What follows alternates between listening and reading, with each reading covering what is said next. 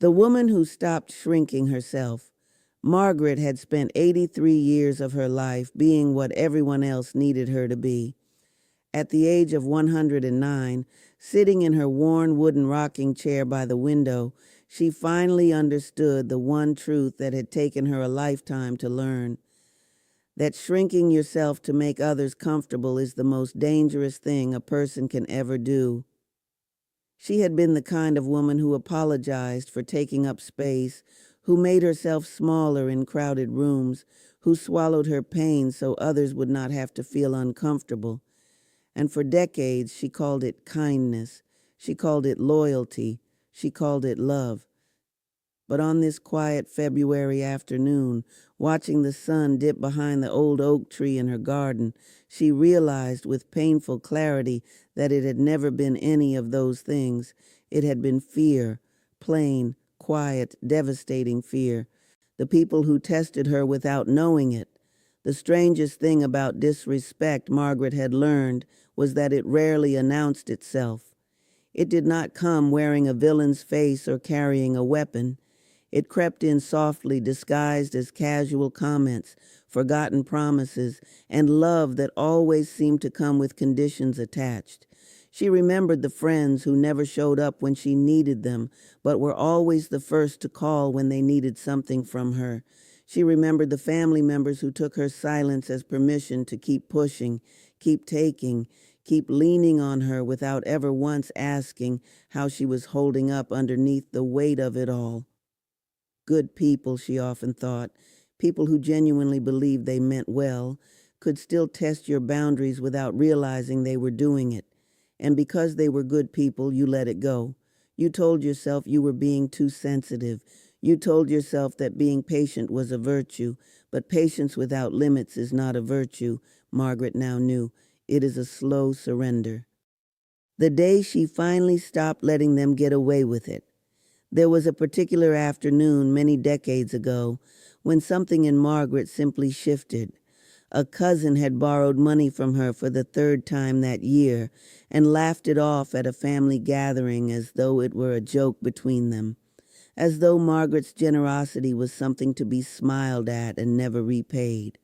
And instead of laughing along the way she always did, instead of saying it was fine the way she always did, Margaret said nothing. She simply looked at her cousin with clear, steady eyes and turned away. That silence was the loudest thing she had ever done in her life.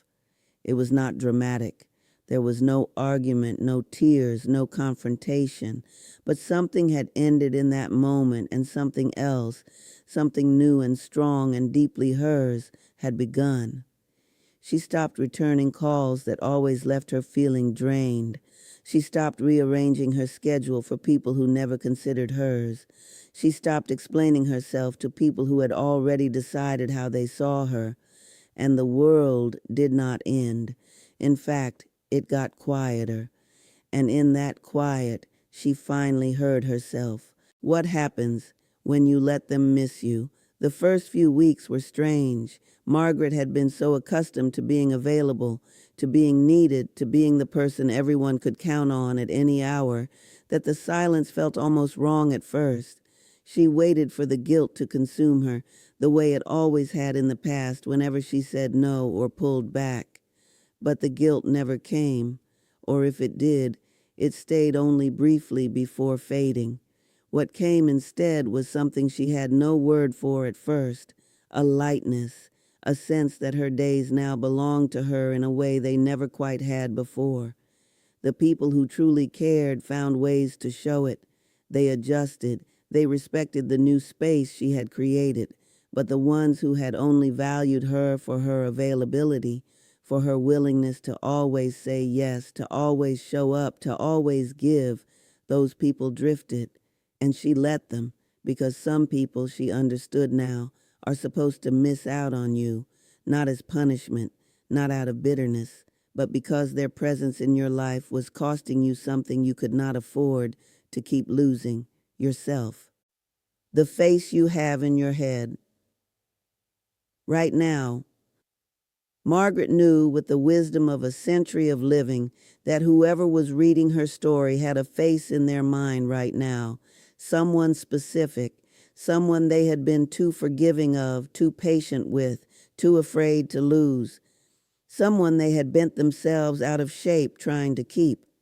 She wanted to say something to that person, not the one in your mind, but to you, the one doing all the bending.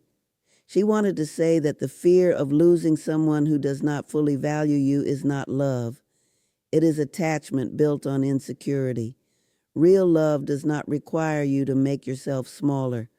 Real respect does not require you to chase it or earn it through endless sacrifice. The person in your head may be good.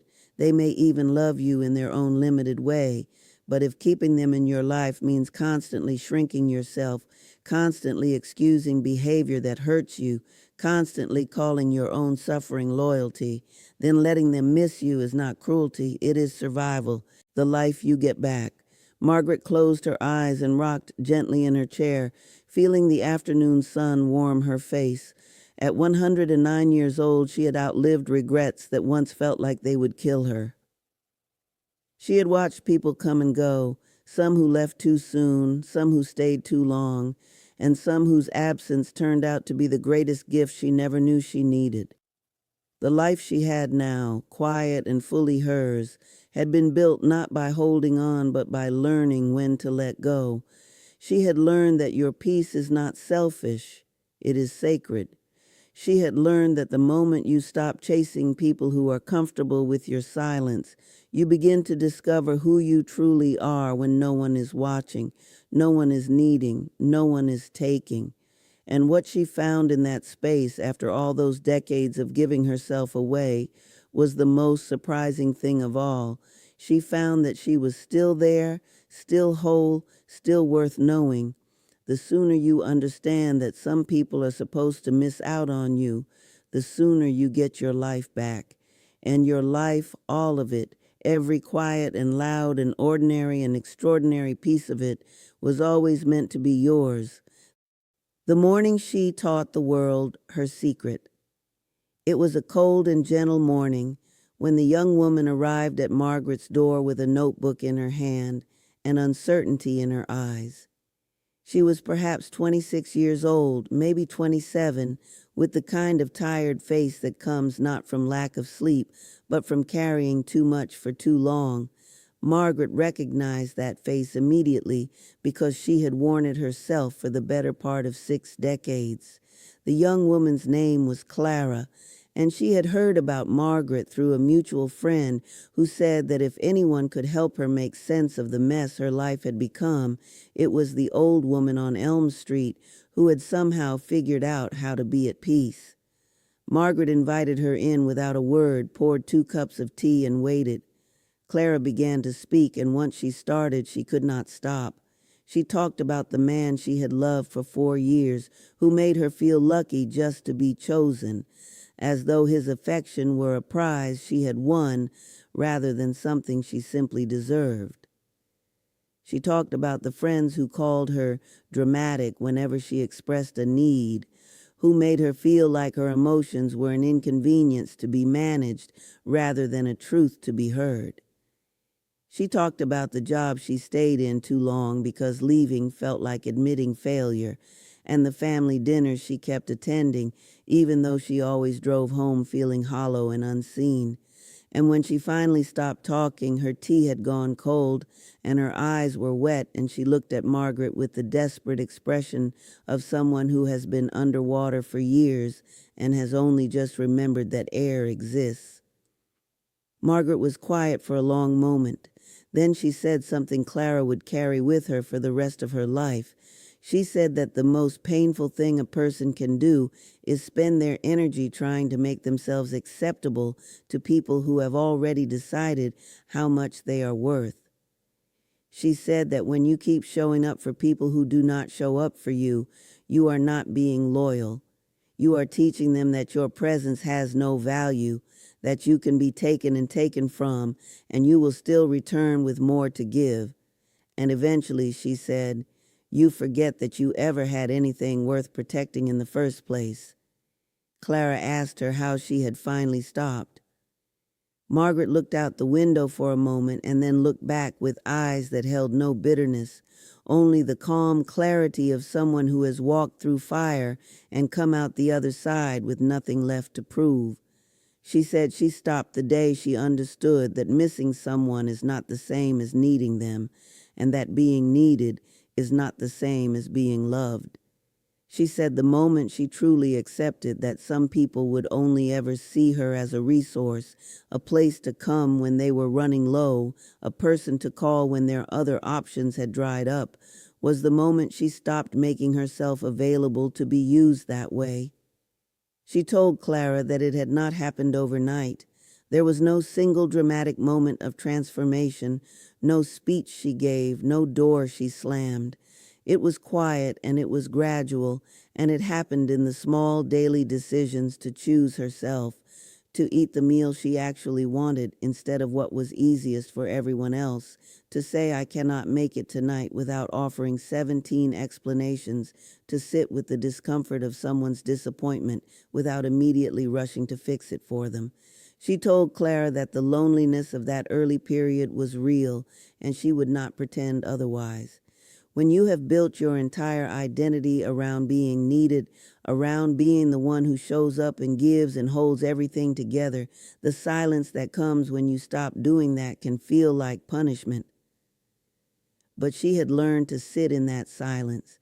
She had learned to breathe inside it, and slowly, almost imperceptibly, it had stopped feeling like emptiness and started feeling like space, space to think, space to rest, space to remember who she had been before the world taught her that her worth was something she had to earn every single day by giving pieces of herself away.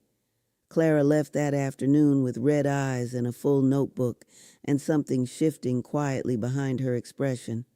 Margaret watched her walk down the path and felt something she could only describe as recognition, the particular tenderness you feel when you see someone standing at the edge of their own becoming, not yet sure whether to step forward or retreat back into the familiar ache of everything they have always known.